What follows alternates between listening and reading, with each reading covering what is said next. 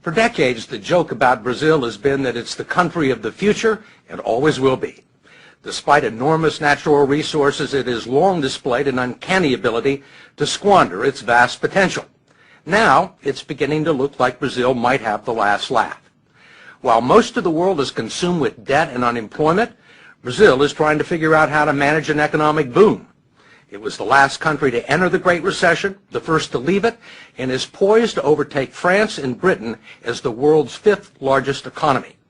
Its outgoing president may be the most popular politician on the planet, and with the World Cup and the Olympics on the way, Brazil is about to make its grand entrance on the global stage.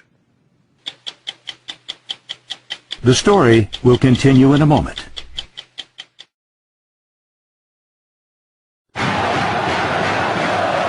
When most people think of Brazil, they think of its passion and excellence in soccer. Not of skyscrapers in Sao Paulo, the financial hub of a fledgling economic superpower. They think of the pulsating beat of the samba and carnival, not commodities or the world's largest cattle industry. They see the beaches of Ipanema and Copacabana and breathtaking vistas.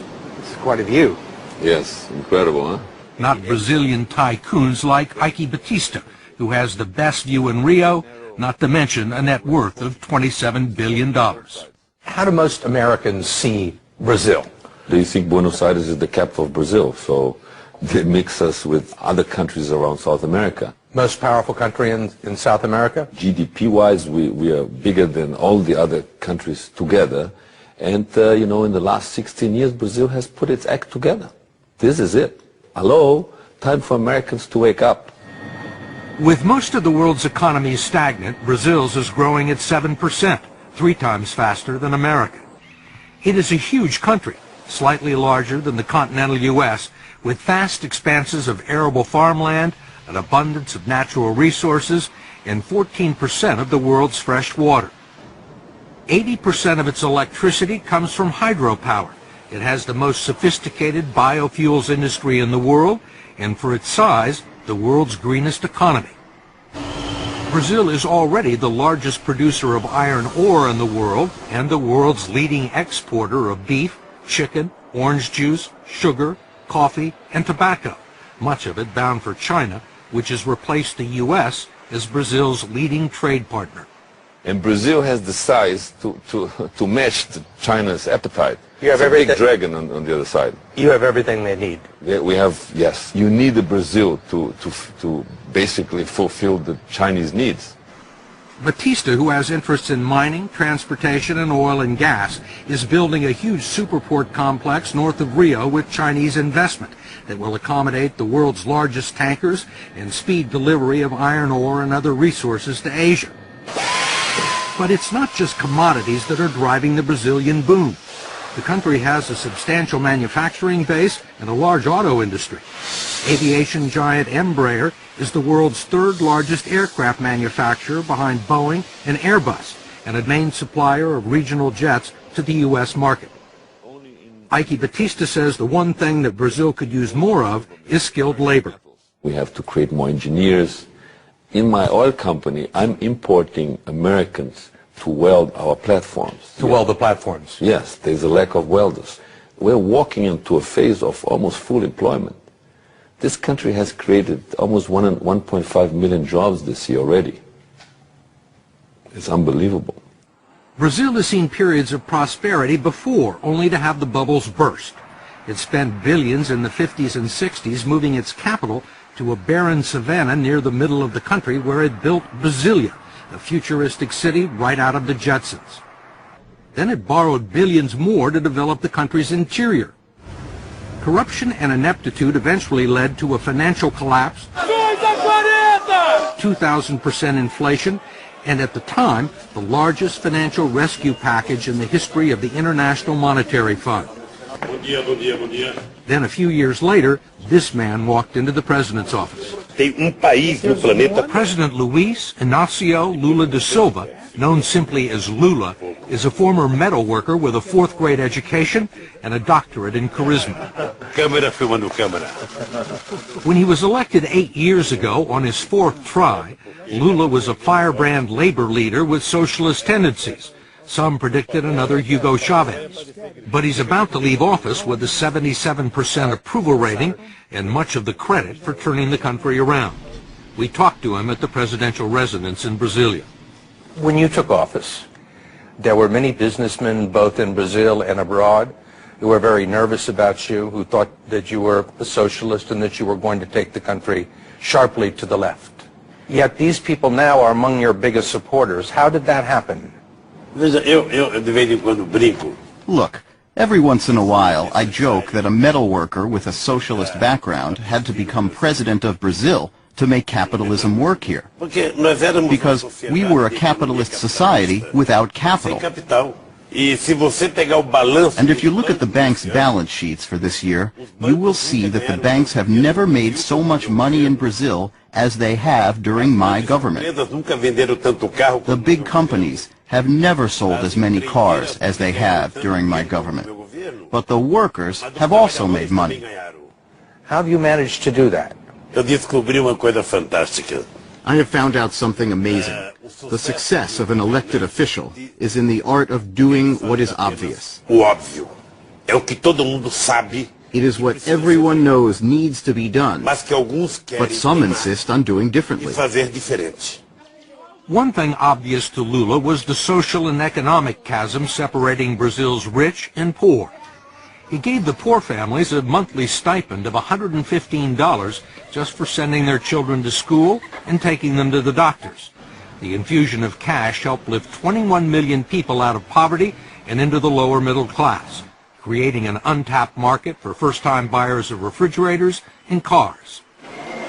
But he was also far friendlier to business than anyone expected, encouraging growth and development and maintaining conservative fiscal policies and tight banking regulations that left Brazil unscathed by the world financial crisis.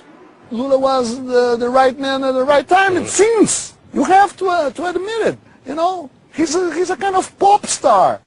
Eduardo Bueno is a colorful commentator and best-selling author of popular Brazilian history.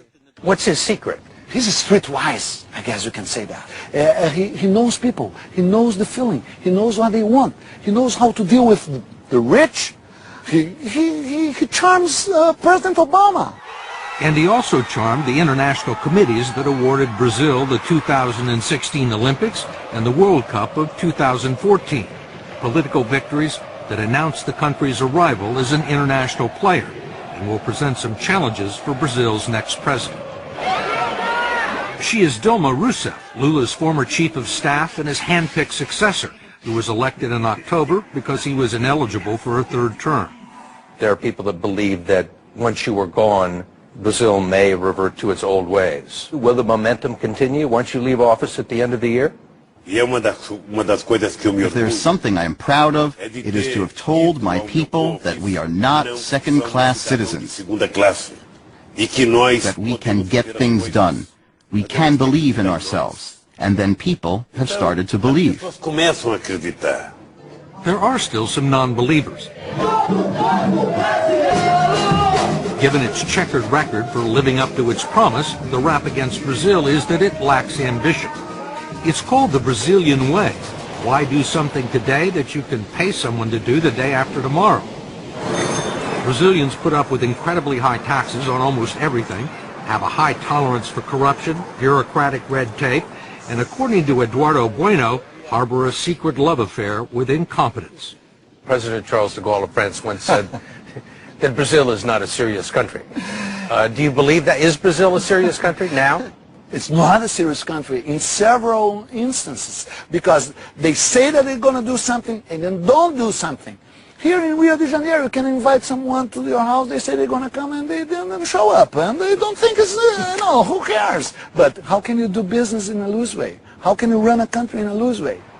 While many in Brazil's cities lust for first world status, the third world is never far away.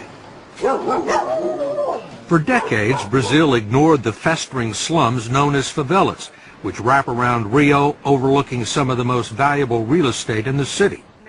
They have been staging areas for street crime against tourists and safe havens for drug gangs so well armed that they brought down a police helicopter a few years ago with heavy machine gun fire. Finally, after years of looking the other way, the military police have begun to move in.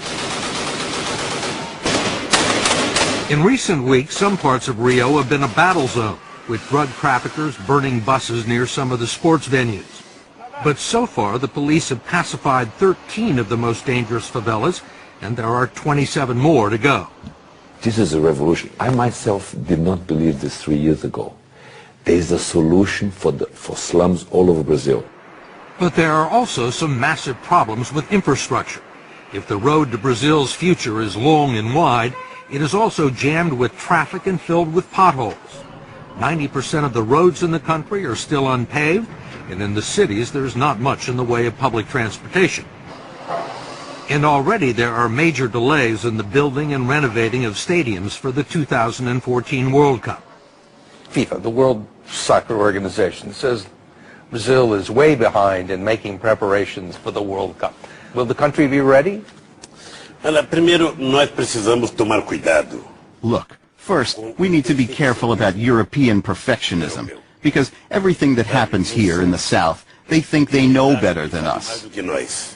Então, Well, the Europeans may put their minds at ease because we will organize the most extraordinary World Cup ever. tudo que já foi feito. What they didn't make in 500 years, they want to make in 4, because the World Cup is going to be in Brazil. Do you think they'll be ready? No, I don't think it's going to be ready, especially because Brazilians don't mind to be late. You know, they think, just get a little late, what's the problem? They're going to be planting the grass while the ball was already rolling. Whatever happens in Brazil, no one will be able to blame it on a lack of money. That's because 150 miles off the coast lie what are believed to be the largest discoveries of oil found anywhere in the world in the past 35 years. Petrobras, the state-owned oil company, is preparing to drill 20,000 feet below the surface of the Atlantic to reach oil fields that sit underneath layers of salt beds. This oil story is $1 trillion story right in front of us here. What do the offshore oil discoveries do for Brazil? What do they mean for the country's future? Oh, it means, you know, we should be producing in excess of 6 million barrels a day. So it put us among the third, fourth largest producer in the world, massive exporter. President-elect Dilma joked that the oil discoveries were just the latest proof that God is Brazilian.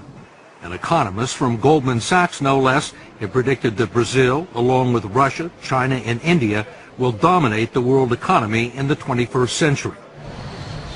If it happens, Brazil would be a different kind of superpower, one that would rather make love, not war. It has no nuclear arsenal, and aside from contributing a small number of troops to the Allied cause in 1944, Brazil hasn't fought a war since 1870. Why fight? With all the pleasures, beach and sun, war, forget it. Soccer, let's watch a soccer game. Let's go to the beach. Let's drink a beer.